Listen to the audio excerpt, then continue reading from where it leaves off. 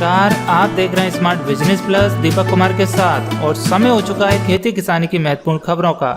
किसान भाइयों, अप्रैल महीने में भिंडी की खेती कैसे करें और अधिक मुनाफा कैसे कमाएं, ये जानेंगे हम इस वीडियो में।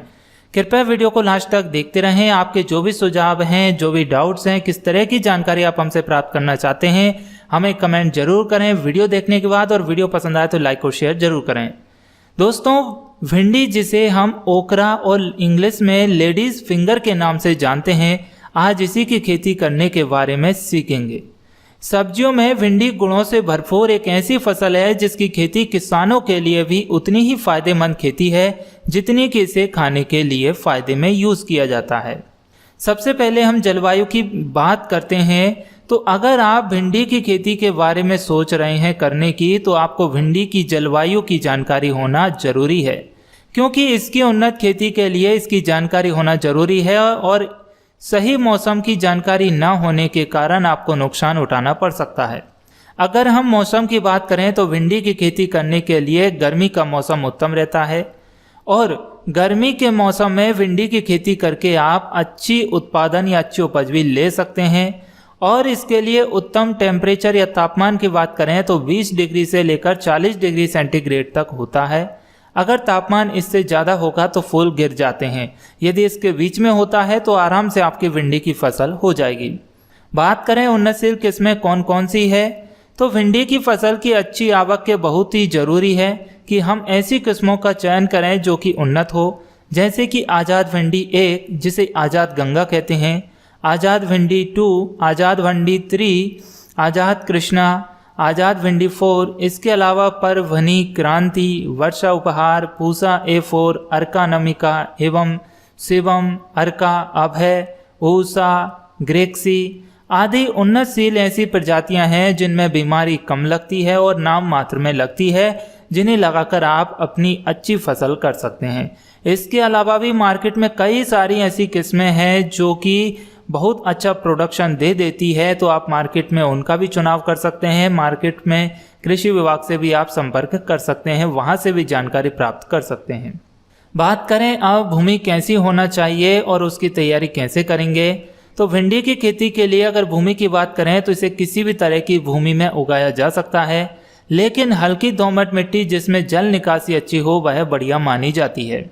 भूमि की तैयारी की बात करें तो भिंडी की खेती के लिए खेत को जोतकर उसमें से खरपतवार, घास फूस, कंकर पत्थर जो भी फसल को नुकसान पहुंचाए उसे निकाल लेना चाहिए। इससे आपके फसल की उत्पादन क्षमता बढ़ जाएगी। और एक बात का विशेष कर ध्यान दें कि अगर आपके खेत में प्लास्टिक है तो उसे जरूर निकाल लीजिए। प्लास्टिक का होना ना तो किसी फसल के लिए अच्छा होता है ना ही खेत के लिए। खेत को 2 से 3 बार पलेवा जरूर करना चाहिए, जिससे खेत सही हो जाता है और साथ में समतल भी बना लेना चाहिए।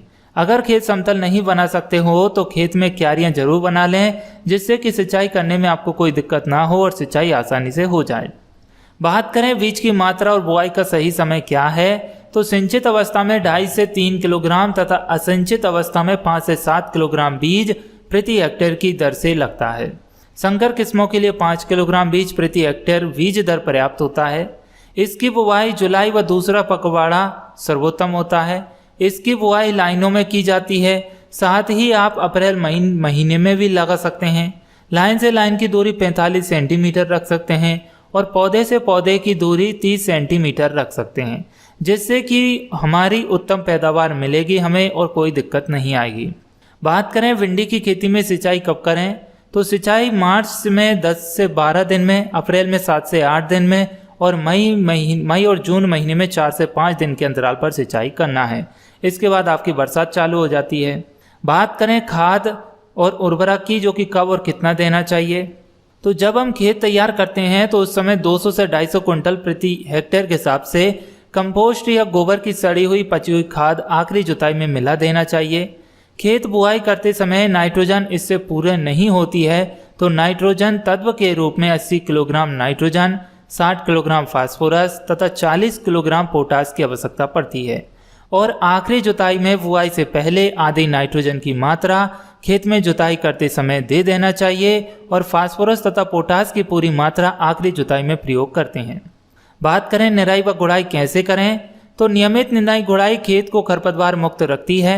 बोने के 15 से 20 दिन बाद प्रथम निंदाई गुड़ाई करना चाहिए। खरपतवार नियंत्रण हेतु यदि रासायनिक कीटनाशकों का भी प्रयोग किया जा सकता है तो खरपतवार नाशी फ्लुओक्लेरिलीन के 1.0 किलोग्राम सक्रिय तत्व मात्रा को प्रति हेक्टेयर की दर से पर्याप्त नम खेत में बीज बोने के पूर्व मिलाने से प्रभावी खरपतवार नियंत्रण किया जा सकता है। अब बात करते हैं कीट व रोग नियंत्रण की। तो कीट नियंत्रण की बात करें तो भिंडी की फसल में तना वेदक और फल वेदक दोनों तरह के कीट सबसे ज़्यादा लगते हैं।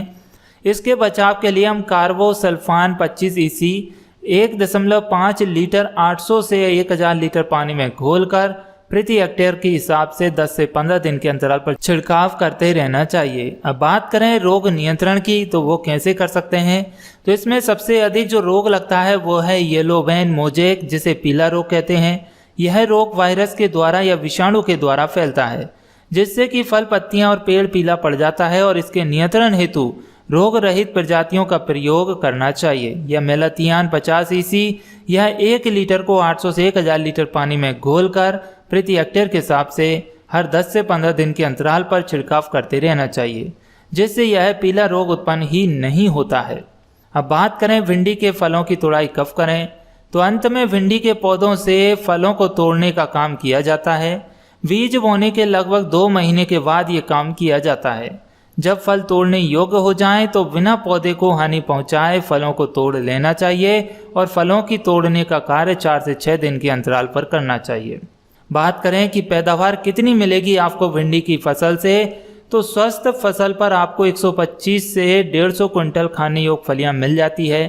तो दोस्तों, इस तरीके से आप भिंडी की खेती करेंगे तो आप वाकई में अच्छे से फसल को कर पाएंगे और अपना प्रोडक्शन भी निकाल पाएंगे।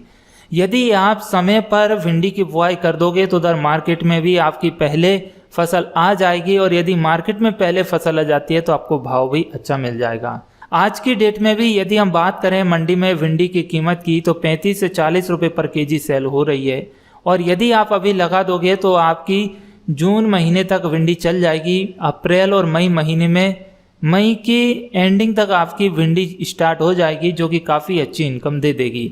बशर्ते यह है कि आपको फसल को बचाना आना चाहिए, क्योंकि टेम्परेचर काफ़ी ज़्यादा हाई हो सकता है और गर्मी तेज पड़ने की वजह से फसल के फूल झड़ सकते हैं, पौधे मुरझा जा सकते हैं।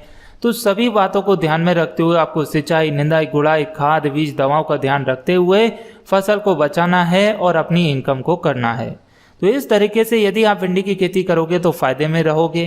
तो किसान भाइयों, यदि हमारी भिंडी की खेती कैसे करें, इससे जुड़ी हुई जानकारी आपको वीडियो कैसी लगी, लाइक और शेयर जरूर करें। और ऐसी ही जानकारी को प्राप्त करने के लिए, खेती किसानी की खबरों के साथ अपडेट रहने के लिए सब्सक्राइब कीजिए smart business plus YouTube channel को और प्रेस कीजिए बेल आइकन नोटिफिकेशन को। चलिए मिलते हैं अब अगली वीडियो में, तब तक के लिए नमस्कार, जय हिंद, जय भारत, वंदे मातरम।